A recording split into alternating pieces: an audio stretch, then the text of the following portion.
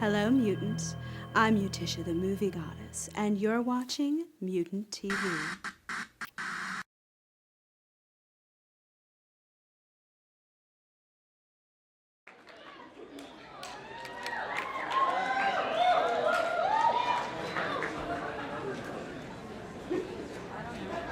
Walking.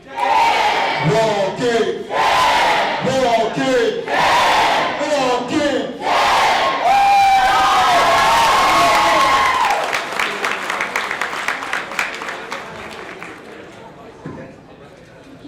Hi.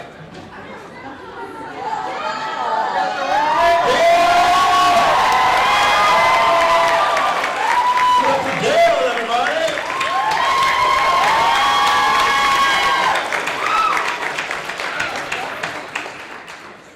Give it up for Savannah the Walker, everybody!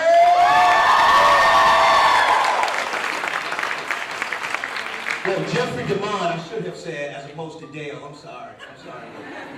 We have Madison Lentz.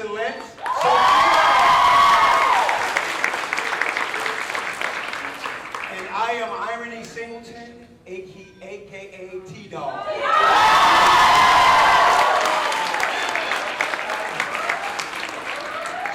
So we have no moderators, so I guess I'll serve as that today.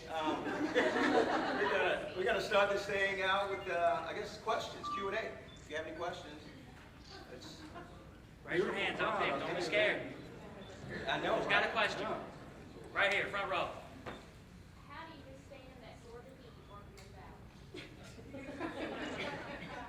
It's hot. It really is. I don't know. I think just working together as a team. We're there for each other. You know, we're a family, and so if one goes down, everybody goes down. So I think that the other person is like, well, I don't want everybody to go down with me. So let me just do my part. Yeah. And for us zombies, we're in long sleeves and pants. And you mix that with 97 degrees, it's a fun time. we really are zombies. We're just mad. Can you tell us anything about next season? Good try, though. I'll tell you this much right here. At the end of last season, I referred to it as cataclysmic. I had run out of adjectives to describe the show. I was like, it's amazing, it's fantastic, it's awesome. And at the end, I said cataclysmic. And somebody gave me the term yesterday, and they said, what about apocalyptic?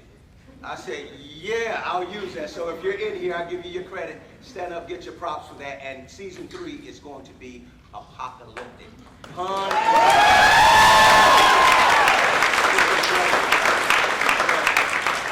When you're called on to ask your question, if you could speak up so the people in the back of the room can hear you, that would be awesome because we don't have a microphone. You can stand up, too. Go ahead, right here. What about your stunts? Do you do all your own stunts, like all the fighting, or does somebody come in and help you do it? I know you turn around the back, and we can't see your face. Yes, ma'am. The question is, do we do all of our own stunts? Do the microphones work down there? I think they do. Testing, 1, 2. Can you hear me really well? They work? Yes. They don't sound like they work. Yeah. Okay. We're good? Loud and clear? All right. Well, yeah, we tend to, I do most of my stunts, if not all of them. I think we pretty much do most of our stunts. We do a lot of running, jumping, flipping, somersaults and stuff like that. Yeah. I know I did that thing of taking my hat off and I threw it up. And admittedly, I did miss one. Me and Madison have done a couple things, like the stuff with the bog and stuff. I scared out the snakes for her. That was great. And I've done a couple of stunt things for Carl Chandler when he got shot and stuff like that. So, yeah, for the most part, yes, we do. Your green hat. The gentleman there. If Merle came back, do you think he would be upset with T-Dog for dropping the key?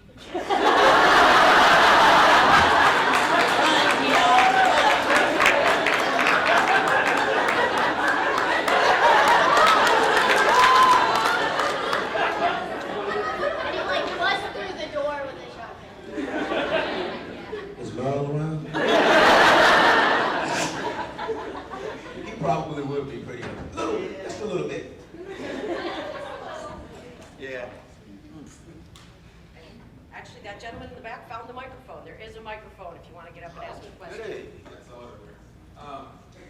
question for everybody. In a real-world zombie apocalypse, what would each of your weapons of choice be? Shotgun. Shotgun. Definitely a shotgun. I'm not that good of a shot. I would say, I was thinking chainsaw, but then you'd have to find gas. So I'm thinking more of like axe or something. I'm a physical person. I don't Don't want to have shoot to them. reload an axe. Right. You have to reload the axe. Exactly. Okay, I would have like a weapon. I'd have like a trap, okay? You get like a bunch of them in there, and then you just like get a fire launcher and just catch them all on fire. So it's just like a two birds with one stone sort of deal. Isn't that what we call the barn? The barn. Yeah, but the barn's disposable. You could just have like a steel cage that never. I think Maddie has given this a lot of thought. Wow. Well, for me, my weapon of choice you'll see in season 3.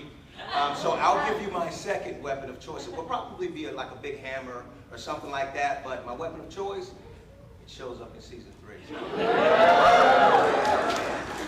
a really good slugger? That's a good one. That's a good one.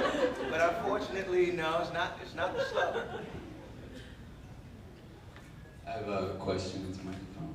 Oh. Your T-Dog character kind of disappears a little bit in the second half of the second season. What was going on there, and what did they tell you your character was doing in the Well, meantime? he was back there. If you would have like looked really closely. Freeze frame it, Freeze pause frame. it. Like I was building tents. Yeah, I was doing that a lot. Sticks, you gathering sticks. I was gathering sticks and yeah, the little stuff. Yeah, I was doing the little things. It's the little things that count, because who has tends to sleep in? Yeah, this is for Jeffrey. In the comic books, Dale's still alive. How do you feel about him killing you all? He is?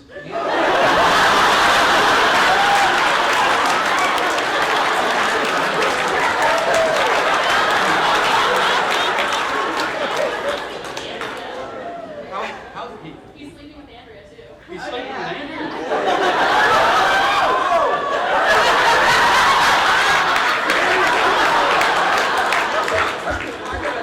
Excuse me, I gotta call my agent. Your question about it was? I think you answered my question. You guys are great. Oh man. Oh yes ma'am. Yes ma'am. Whose job is it this season to be in charge of Carl? I would love to say that it's my job, be a good stand-in and photo double, but sometimes I can't even find it. Just curious, because he's never in the house. If you take some context clues from last season, maybe he'll stay in one place more this season.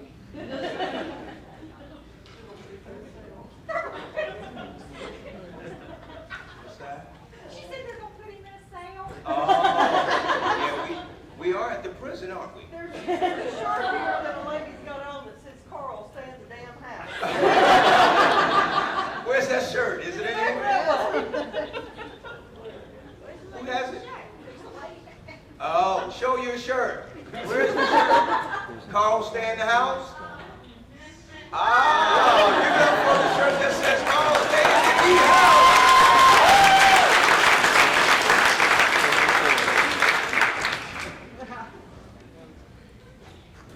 Yes, ma'am. Do you blame Carl for the death of Dale? I can't. No, I can't say that. I can't blame him for the death. I mean, Carl is just being, a curious kid, like most kids are, and a lot of adults also. What'd you say? I'm just really glad Carl's not here. He'd be like really upset right now. Like all these people hate me. Now that was a pretty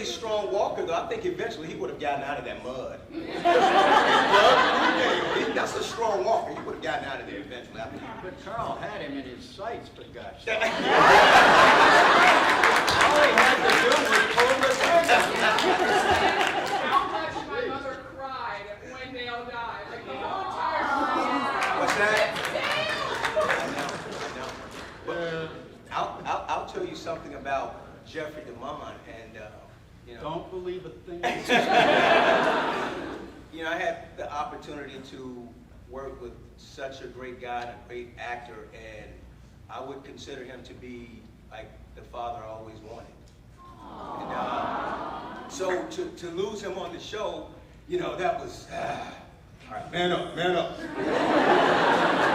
You know, so it was major because I loved listening to his stories. Oh, he has the greatest stories, and he just he opened me up to so much. It was like so many things, so many experiences he's had, and he shared them with me. Just made me really attached to him, and that was one of the big reasons why I missed him. Like I said, the father I never had. But I love you.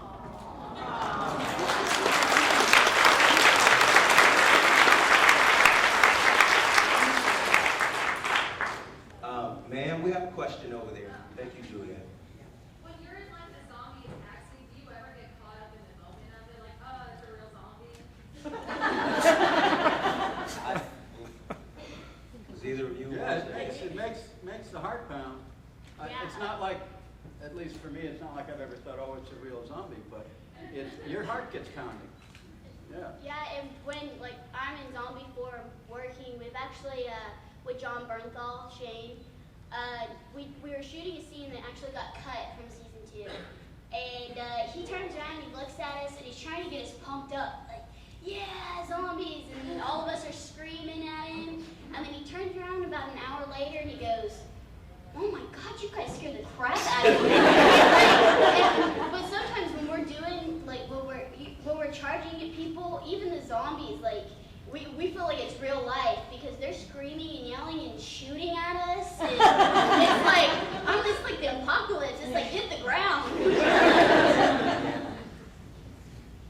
No, I think as actors, we're trained to be in the moment. So, I mean, that's how we live, as if actual zombies are after us and chasing us.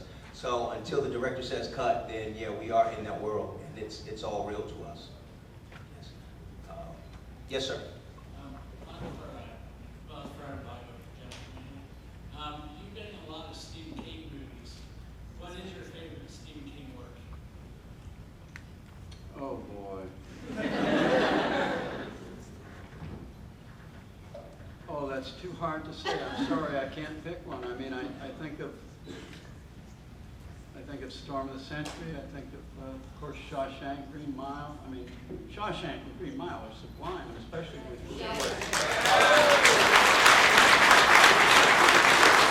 what Frank Darabont was able to do to them. I mean, he did the same thing with Shawshank that he did with Walking Dead. He took a project that was on the page, and he had a vision on how to, how can I really make this lift off? And Rita Hayworth in The Shawshank Redemption is a good book. And Frank turned it into just a brilliant movie, a transcendent. And I think he did much the same thing with The Walking Dead. Yeah. Yes, sir? You've been on the convention circuit for a little bit, but this is your first one, correct? Yeah, it's my first one. What do each of y'all think of the conventions as big as they are out there? How are you enjoying your experience so far? I'm loving it. No, I am. I feel very privileged because the people that I'm meeting are so interesting and nice. And very accessible. People aren't coming in with a whole bunch of attitude or cynicism or anything like that. I don't know what's happening with this microphone. So would you say horror fans are the best fans in the world? No. Yeah, I would say so. I would say they're pretty darn close, and it comes as a complete surprise to me.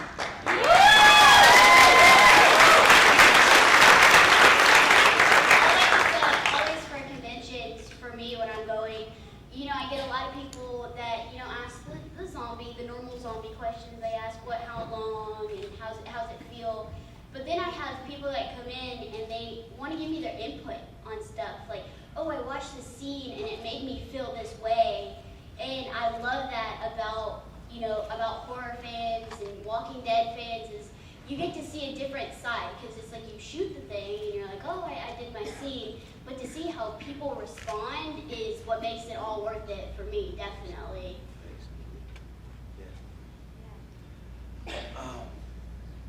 Ma'am, behind the gentleman with the blue shirt on, I saw your hand. Okay, just a little disclaimer. I love each and every one of you, but I have a quick question. Where's Rita's?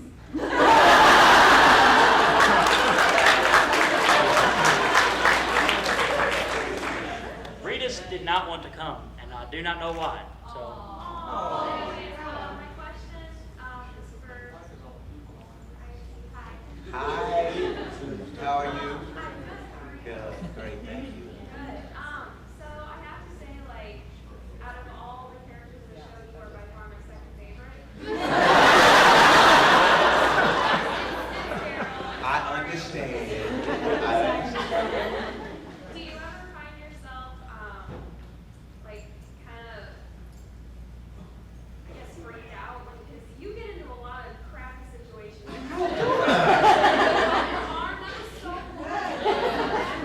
Do you ever get, like, a little overwhelming? I mean, you kind of have, like, a dead body sitting on top of you, and I'm just wondering, like, how that feels.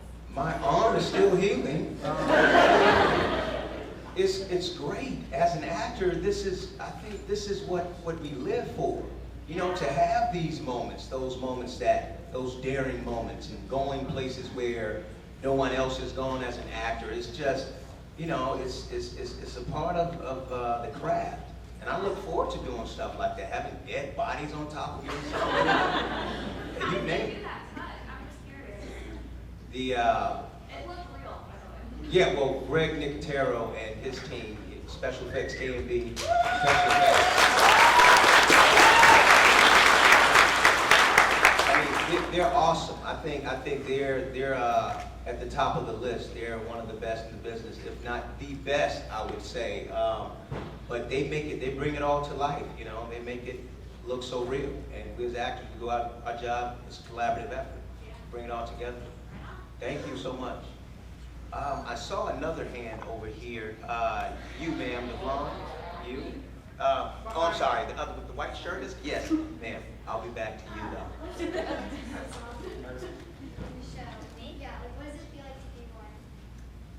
Okay, so it's a long story. So they put like this mask on me and it like makes my eyes look sunken in, and I like couldn't move my face because it was like this weird. Well, I mean I could, but it felt weird. It was like an extra layer of skin on you. And then they put the neck balloon on, and I couldn't turn my head, and my hair kept getting stuck. I kept like pulling out, and it sounded like my neck was cracking. So I'm sitting there with Chandler, and we're talking, and I'm like, oh, and I like turn my neck, and it makes this gross cracking sound. He goes, "Was that your neck?" And that was not your hair. And he goes, "Don't ever do that again." I'm sorry, I can't help it. So, and then the contacts. So that was like the first time I put contacts in. So it was hard getting them in. But after that, I was okay, because I put like drops in to keep them from getting dried out.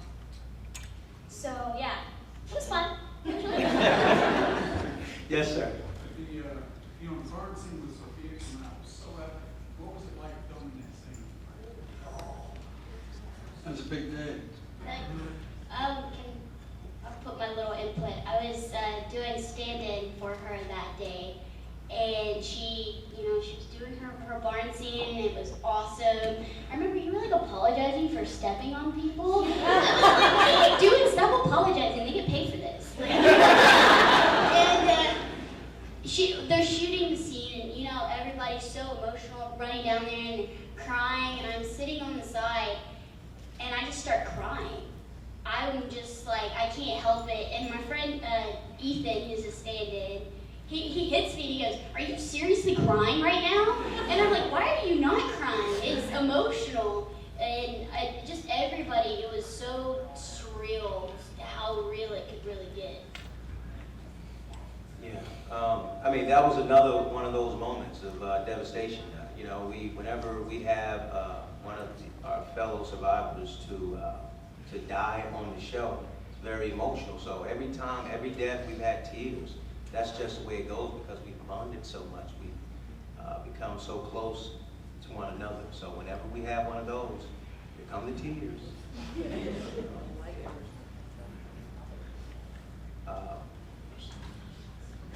Yes, ma'am. This is hard. So many hands. I know we talked about stunts earlier, and this is obviously a very physically active show. Have there been any on-set injuries? Oh, yeah. Oh, that comes with the territory, yeah. I feel like infected bug bites, twisted ankles, people have passed out, you name it, it's there, except for maybe broken bones. There has been, thankfully, no broken bones today. No broken bones, but I've had some cracked ribs. I've had infected chigger bites. It's pretty intense. Like for the main characters, it's intense because they've got to be in that mode all the time. But for zombies, oh my gosh, they're like the zombies. They get into it, and I'm like, whoa! I need you to back up because you're killing my rib right now. I've fallen and stuff, and you just fall, get right back up, just like, hey, let's do this again, and it's awesome. Yeah, and I would have to say in Norman's defense, Brother Will just brought it to my attention that he does have a black eye. He has on the shade, so in his defense, what's that? He showed us his black eye with a crossbow. Oh, did he? Yeah. So maybe he's still trying to recover from that. He's probably emotionally distraught. But yeah, we have there have been so many injuries, we just stopped counting. So we're like, yeah, I mean, it happens, and we're bleeding. Oh man, let's get this patched up and let's get right back to it. So Happily, except for one crew member, it's been minor stuff. I forgot I was calling out. Y'all want to help me with these hands here? Yes, ma'am. My question's for Madison. What was your reaction when you found out that you were going to become a walker? I was surprised, because like I know in the comics that like I haven't died, and everybody, like my mom was like, well, you're not gonna die because it's in the comics.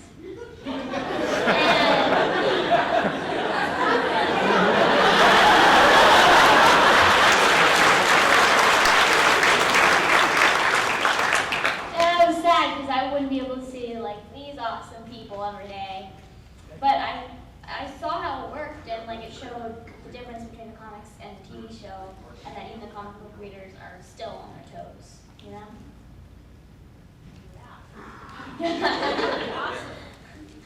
Yes, sir. Back there in the back. Yes, you.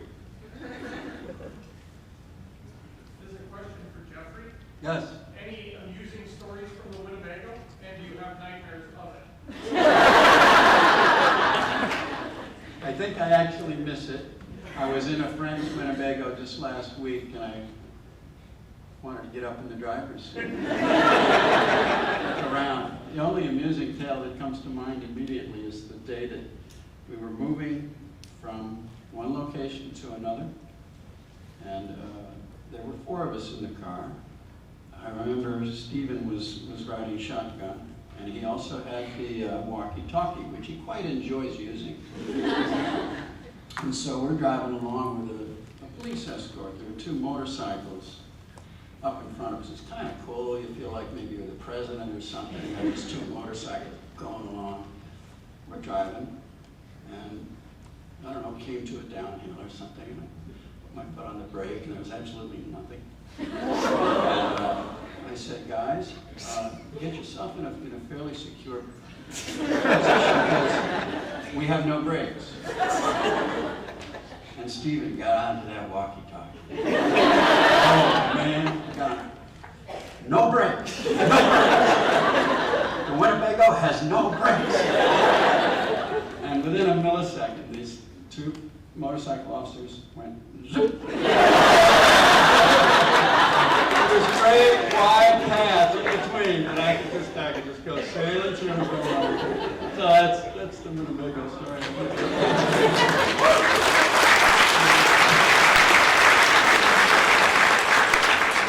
The first hand I saw up after Jeffrey answered the question was the young lady there with the black shirt with white letters. Yep. Yes, Who ma'am. do you want to be zombie apocalypse too? Norman.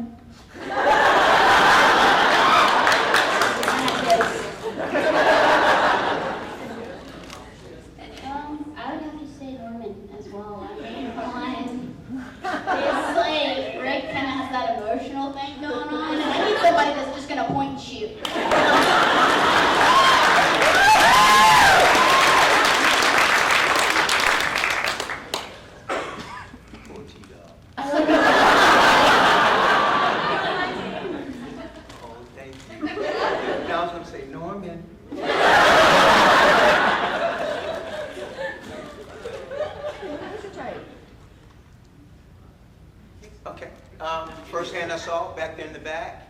Yes, ma'am.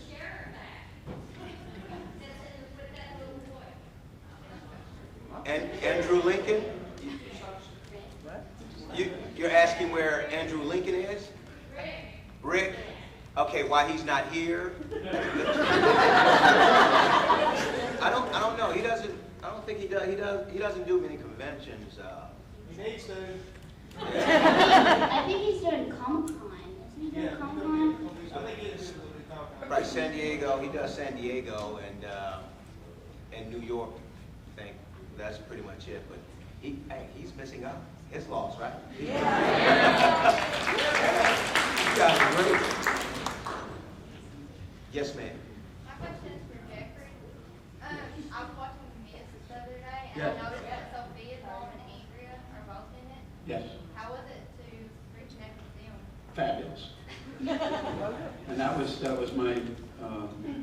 my second job with Lori, because we had worked on The Majestic together before that. So I love that. I love when you're getting together with a friend, and so there's the communication is easier. The trust is there already, right? Day one, the trust is there. So I enjoy that. This lady has been waiting. Okay, what were some of your guys' favorite lines to say? She don't really didn't have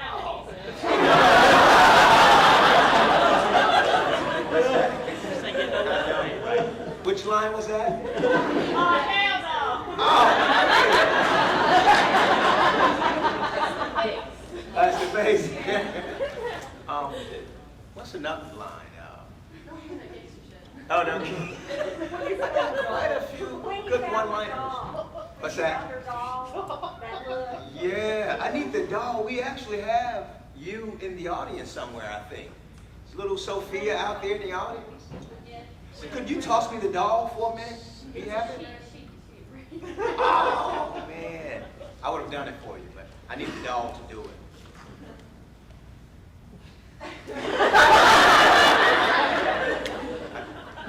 I'm working on it.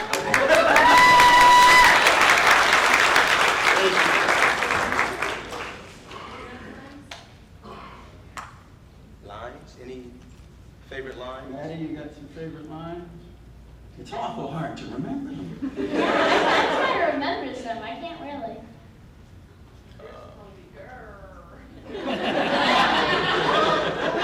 When I did a photo doubling for Carl and all of that, it's just one word, but it's the story behind the one word that kills me. When he's about to shoot Shane, and he's standing there and he just says, "Dad." I literally was like, my heart was breaking. He was like, "Dad," and I was like, "Don't say that." Yeah, that's really like. Oh, yeah. I have a good one. When Jeffrey was delivering his monologue, and he was trying to talk us out of killing Randall, and I came in and I said, "But what about," and then Rick cut me off.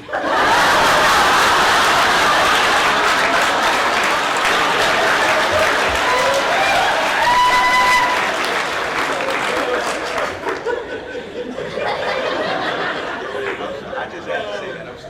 You, sir, I've seen. Hey, what's going on, brother? How are you? This is kind of a weird question, but Yes. why are all the awesome characters risking their life to save Carol?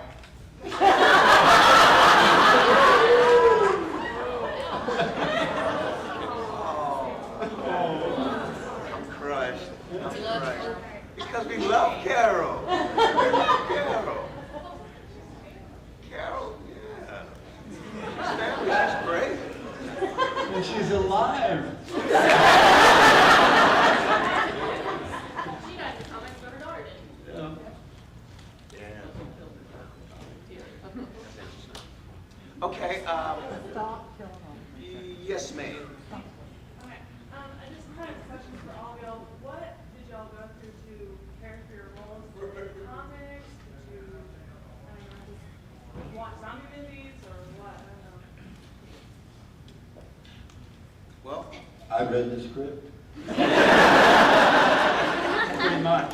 I Then later I read some of the comics, but I didn't know anything about all this when I got involved. I was down in Dallas doing a show, and Frank called up and said, "Do you want to come to Atlanta and kill zombies?" I said, "Sure." And so then I sort of arrived and started. I think I've been doing haunted houses, like haunted house acting for about 6 years now.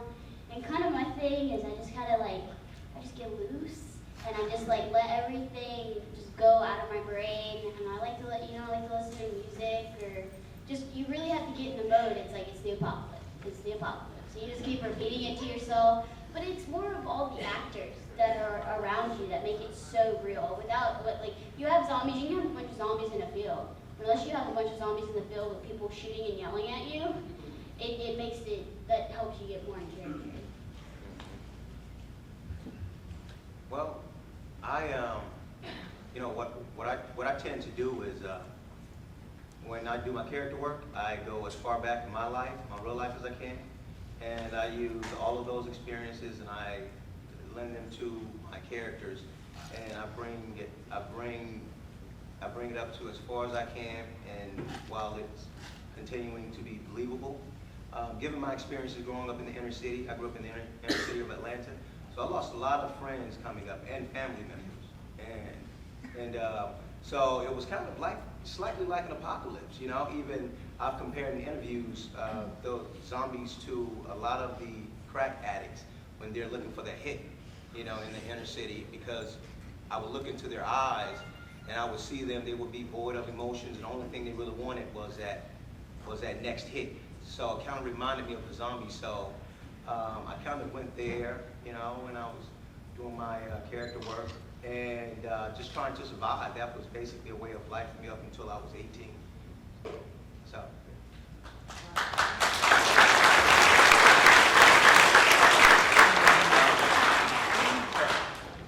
Has anyone else seen any hands? I'm probably missing people. I'm jumping over people. Yeah. My question was for everyone: if you could kill a character on the show and bring one back, who would it be?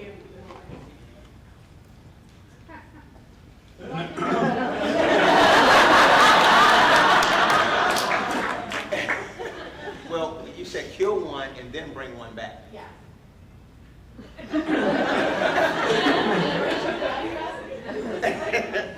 Wow, you have to make it tough, right? That's an unfair question. Everybody. Okay, Now that's a tough question. I'm biased towards, towards Jeffrey, but I love everybody, everybody that's passed on and shit, because like I say, he was like a father to me. But I love each and everybody, Madison and Bernthal, and everybody from the first season, Emma, everybody's great, Jackie, all those people. So I couldn't just choose one. I would have to bring them all back. It was an extraordinarily tight case. Yeah. Very unusually tight case. Yeah. Thank you for that question.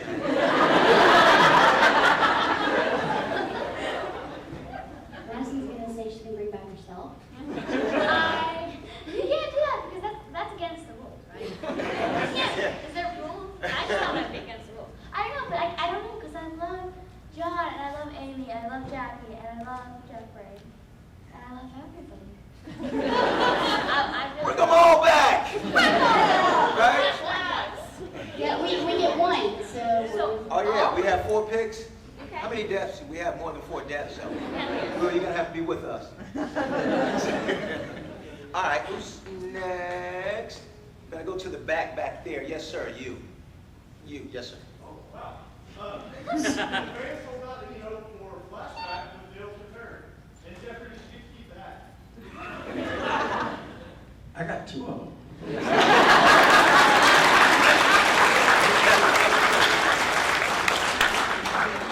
And I kind of doubted on the flashback.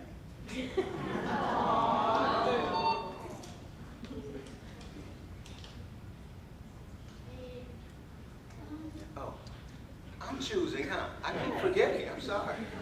Man, thank you. Yes. Okay. Well, now I forget what I'm going to say. No, not When you get the script, okay, what moments or scenes in the script that were you either really looking forward to or really dreading? And that would be like for all you guys. There has to be something that you were really, like maybe really looked forward to a certain scene, and then something else that you weren't looking forward to it at all. Immediately, the arm slashing scene comes to mind. I was immediately, dreading that until I flipped to the end of the script and saw that I was still alive. So, bring it on, baby, bring it on! It's like hard to remember which ones I dreaded and which ones I didn't. I didn't really dread many, but like you Well, don't. you had to dread when you found out you were going to be zombified, though, right? I don't know, because I was sort of, because it would be like my last day. But then again, I would want to see how like it all turned out. Like you may be dreading one scene, and then when you get there, you see the whole like the whole set and how it's put together, and you're like, okay, and then you might have like a really good time doing that scene. So it's really hard to tell like on page and in real life if you're gonna dread it or like it or not. I dreaded photo doubling for Carl when he killed Shane. I was having a mental breakdown of Shane. And I think the one I was looking forward to, which is really weird, they put me in the barn when it burned down, and I was like, yeah, fire! A little bit of a pyromaniac. Boy, I don't know. I always dreaded late night shoots because they can get a little rough, but on this project, they were very exciting because that's when the zombies had come out. So I guess the only one I really dreaded was the last one.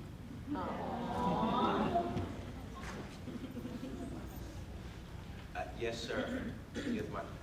When you guys get scripts, is it something that's set in stone? You guys find that you can improvise upon getting off of, what the comics wrote, or changing a scene because it made more sense? Would you like that one? I'll try that, yeah. The scripts, oh boy, this is an intricate answer. The scripts, certainly initially, season 1, Darabont scripts were so brilliant that there was no, you didn't have to improvise, you didn't have to add words. And you would often find that if you just got the original one right, how it worked. So that's my experience with it. As you are. Yeah.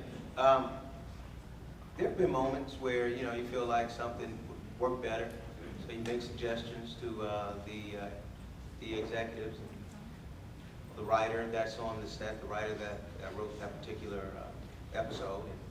And, you come to a compromise sometimes. Sometimes they say no, nay. Sometimes yay. Okay. Anything to add? Okay. Yes, sir. Yellow shirt. This is tough. So many hands. Oh my goodness. I'm going to choose the first hand that pops up after we answer. The first hand I see. Okay. But after we answer, okay? I just wonder, what can you tell us about Michonne and the governor? It looks like you're looking at me.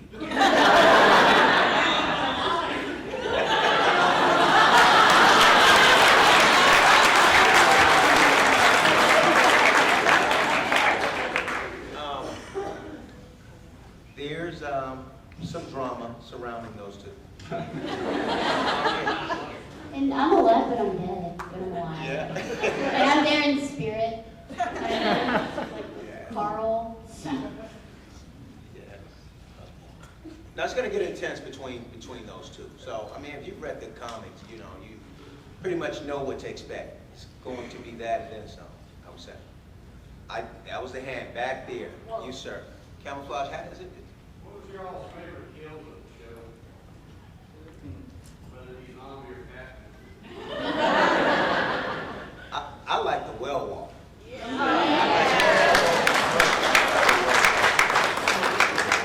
Am I allowed to talk Yeah? Can I tell tales on you? Okay, so this was a really, really hot day. And it was, for second season, it was the hottest day that we had. So everyone's drinking Gatorade and trying to stay alert to the wind.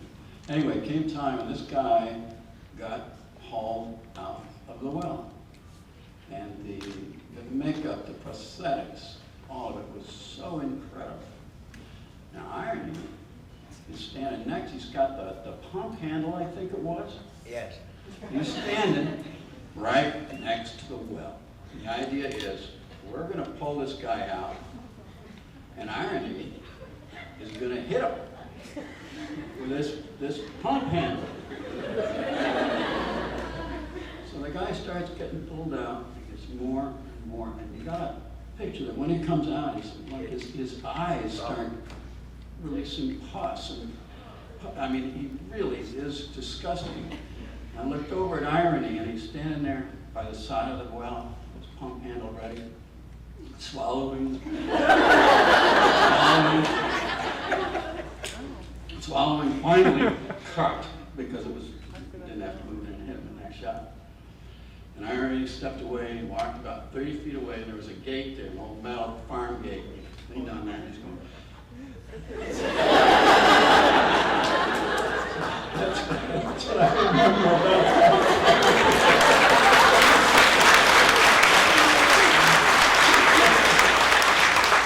I thought we'd not to tell that story. I kept gagging everybody. I couldn't stop gagging. They're so idiots.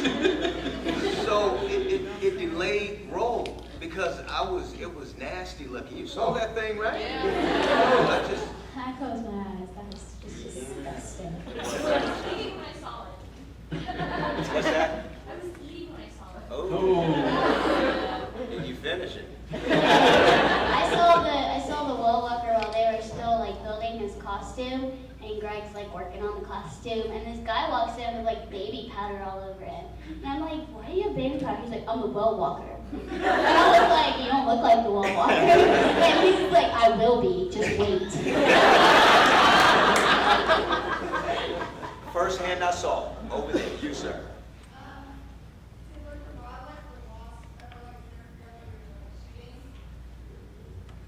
Come again, please. I'm sorry.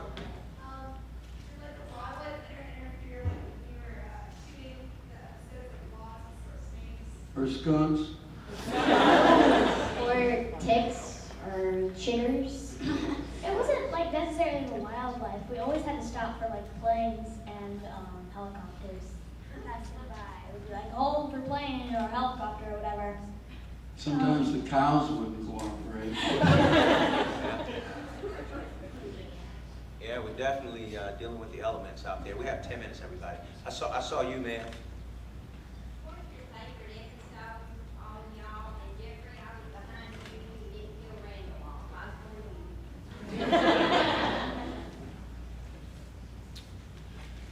You know, the first one, I love them all. I mean, I love every episode because they're so action-packed, and then you have the drama. You know, you just have it's a nice slice of everything. But Vatos just tends to just come to mind so much. Season 1, episode 4. No, maybe because I had the most to do. Which was 4? Wait, is it L4? Yeah, which one was it? I think episode 4, season 1. Which one? Oh, the Vatos. I don't remember what Oh, happened. with the Mexican. Gotcha. We went to, yes. I think my favorite was the one when we all sat around the campfire, because I think that a coalescing happened, a coming together happened on that night that meant a lot to us as a group. It contributed to the chemistry of the group. And I would say that's one of my favorite scenes. Yeah, I would say that. Okay, sorry, we're gonna have to cut it off here. Thank you all for a great set of questions, and thank you to Jeffrey. Thank you.